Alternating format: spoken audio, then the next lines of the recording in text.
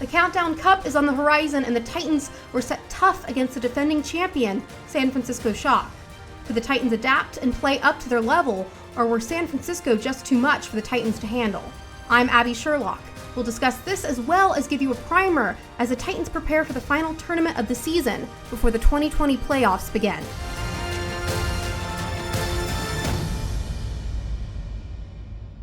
No doubt about it, the Titans were going to be challenged as they found themselves adjusting to the new Genji meta, while also figuring out a composition that capitalizes their playstyle and minimizes the depth that the Shock provide with their diverse hero pool. The Shock would be relying on Smurf and Striker to really get things going. The week before, the Shock were also able to pick up Japanese player Taigo, who has been known in contenders for having strong Genji play, and gives the Shock even more options as the new meta further takes shape. New meta, new opponents, hero pools without the safeguard of Orisa shields. Would all this be simply an unscalable mountain for the Titans? Let's dive into our match recap and take a look. Discord orb, it's going to be very hard for him to get in, but there's Shockwave beating Striker in a 1v1. That's unexpected. Dalton, though, losing the one-on-one. The Tayo off on the other end, and Shredlock went pretty deep at the same time. So Vancouver, they get the early pick off on the Tracer side of things, but still in a tough spot, down 2. Yeah, great move by Smurf as well. Keeps pushing Shockwave back out. Now Smurf getting pressured heavily in this bubble, taking a ton of damage, but just barely stays alive, and it's actually Violet getting the next kill.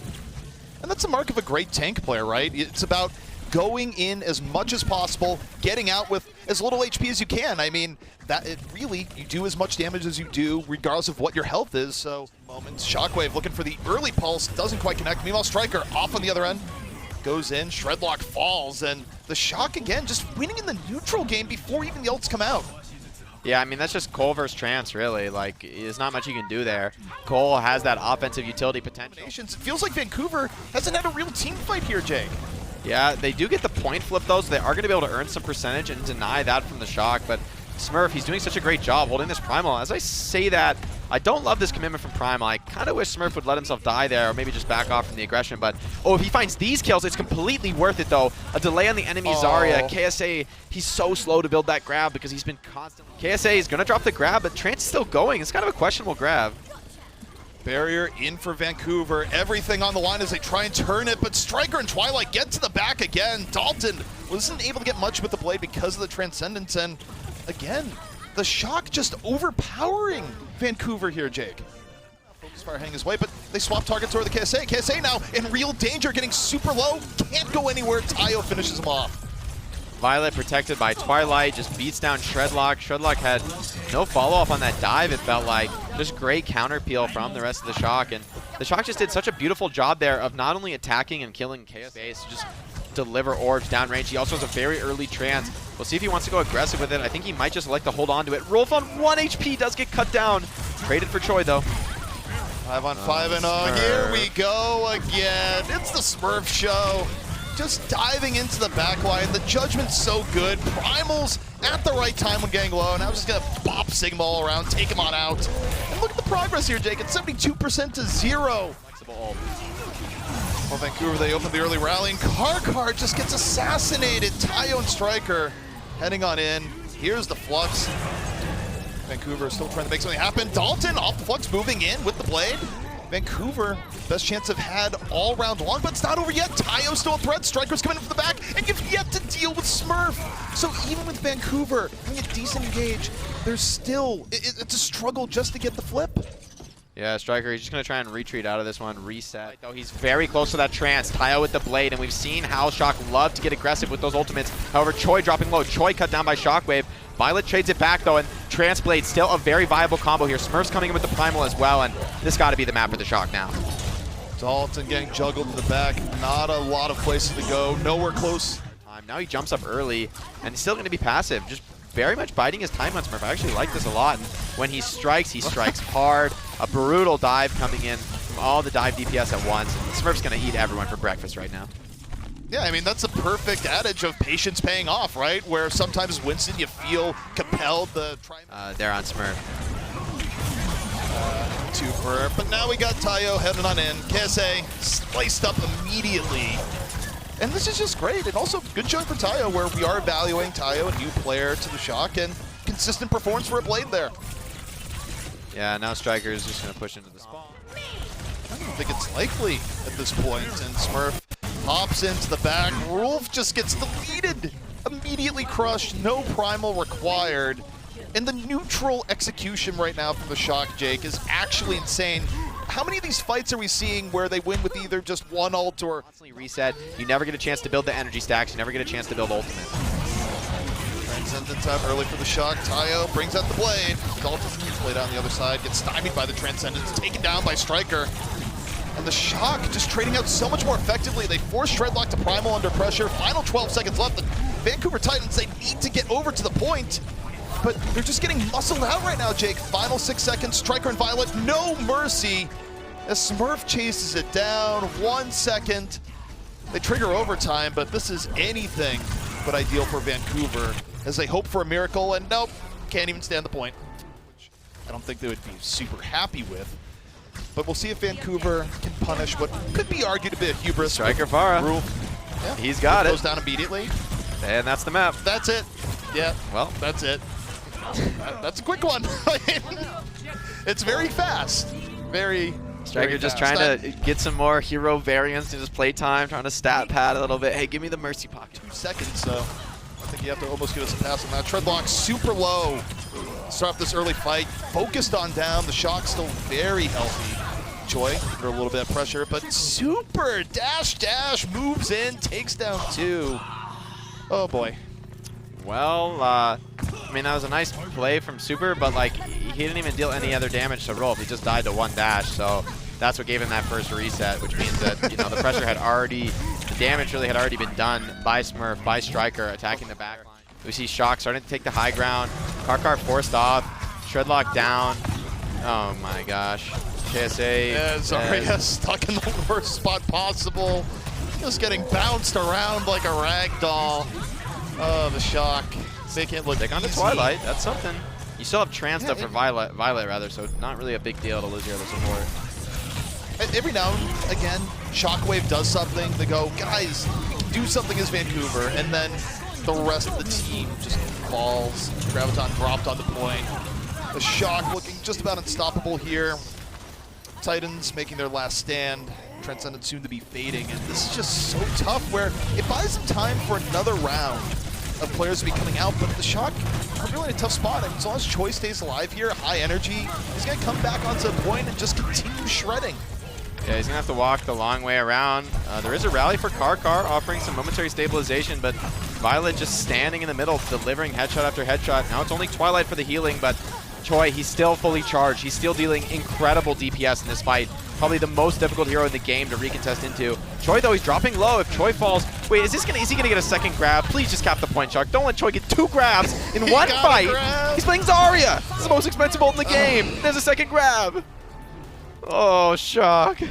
First sweep in OW history. If Vancouver somehow turned the tide of the match, but it's not gonna happen that way where the Shock are super healthy and just way more focus fire on it. Watching ZP, like, what did Treadlock do? He just jumped in, like, on nobody.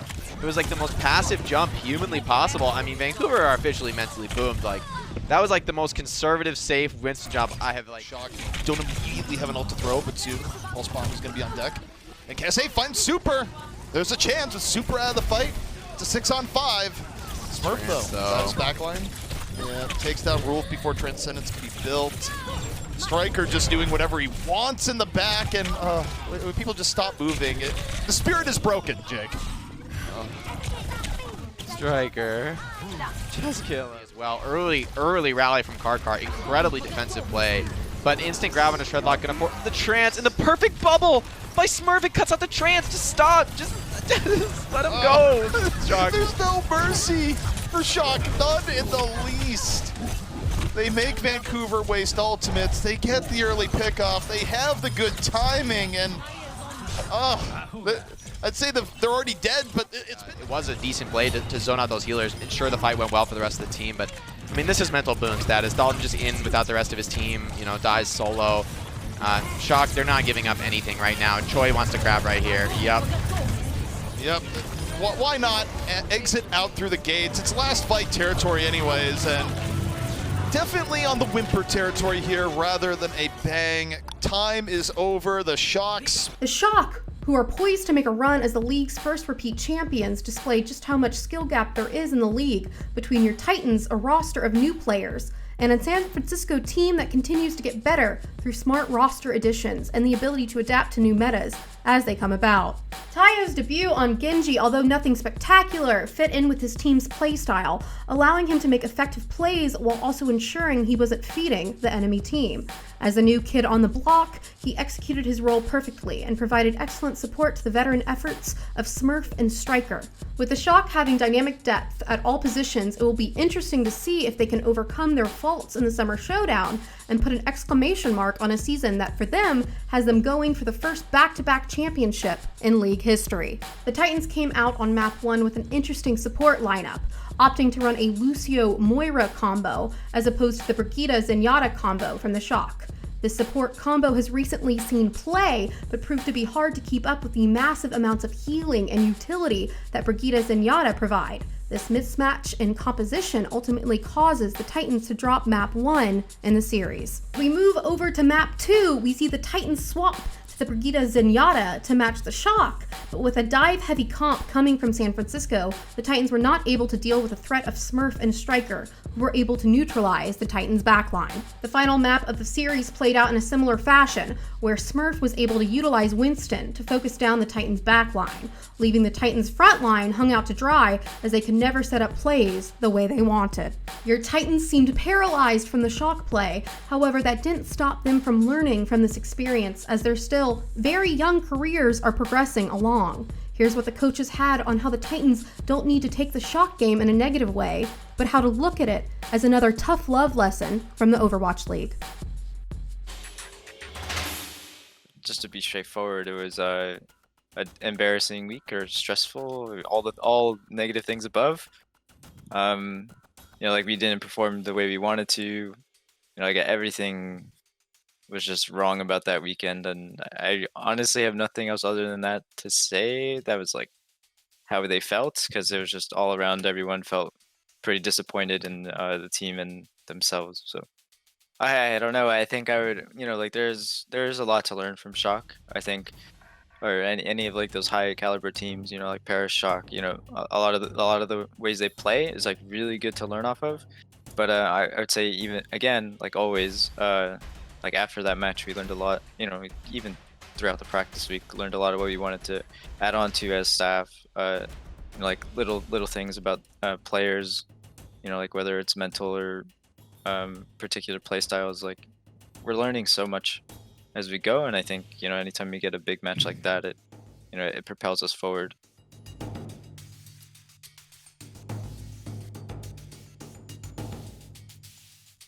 Battle of Canada Part 3. I think I'm excited for that match. I think everybody on the team is like no one wants to have that be like part of your legacy, and I think like coming into the league the way we did, I think it's this improvement is important, and they don't want to. The players, at least themselves, are very motivated to show themselves in this match. Yeah, I don't know. Other than that, like I have nothing else to say. I mean, yeah, Battle for Canada Part 3, but like this match, we're looking to do more than just being competitive. I know that's like kind of like the motto, but we want to get that win. We owe it to ourselves. Your Titans are looking to snap their 4-game skid against the Toronto Defiant in the third installment of the Battle of Canada. In this third iteration for the Battle of Canada, we will be seeing both teams head-to-head using their full integrated rosters. The Toronto Defiant will be running with their newly acquired tank Numlocked and DPS Zik. Numlocked has seen a significant amount of playtime since joining the Toronto Defiant, having solid performances on a variety of tanks, most notably his Reinhardt and Winston. They will look to him to carry the team forward in terms of hero depth, as well as communications and leadership. While Zik has been a great pickup for the Toronto Defiant, the Defiant have the luxury of a deep roster, knowing that agilities and Surefour can start due to the Genji meta. Zik has shown to be able to play a wide range of heroes, most notably running Mei and Echo, But with standout performances from Agilities on Genji during a deep Summer Showdown run, it will be interesting to see what Toronto decides to start with or pivot to as the series goes on. Remember, the current hero pool bans from week 24 and 25 will be removed, which will open up the ability for the Titans to run their successful Orisa composition. With no hero pools, Ana will be back in rotation to synergize with Genji. Teams will be able to run the infamous Nanoblade, which caused headaches for teams to play against in the Summer Showdown, and ultimately was the combination which allowed the Paris Eternal a tournament win. The Defiant, with the likes of Agilities on Genji and a Nano Boost option being available, means your Titans will need to be on full alert to counter. With Dalton running Genji over the last few weeks, we'll keep an eye on his development, and if a possible Titans Nanoblade comp will be seen this weekend. And that's Titans this week. Remember to watch the Titans in the Battle of Canada this Saturday at 2 p.m. I'm your host, Abby Sherlock, and I can't wait to see you back here again for more recaps and analysis of your Vancouver Titans.